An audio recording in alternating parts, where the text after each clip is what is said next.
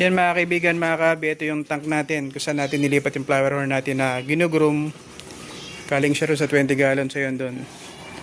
20 gallons. Ngayon iba na nakalagay doon. Dito natin siya nilagay dahil 3 months na siya. Tapos yung final update natin, bali September, kailangan ipasa na yung final update. Yan. Nakita nyo yan, wala pa siyang pangalan. Yan.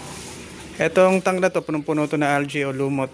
Tapos nilagyan ko lang dito ng tinanggal ko lang yung lumot para makita nyo lang siya. Yan siya. Oh. Tapos syempre may Toblerone mirror tayo dyan sa loob. Ilalagay ko yan pagka umaga at saka hapon. Syempre para ma-exercise naman yung flower horn natin. Tapos kaya dito ko siya nilagay sa malumot na tank na to. Para yung kulay niya mas gumanda pa, mas tumingkad pa. Yan kasi yung lumot kasi natural spirulina yan sa isda natin para gumanda yung kulay, tumingkad pa yung kulay niya. At para pagdating ng final update, mas maganda yung flower horn natin na ginugroom.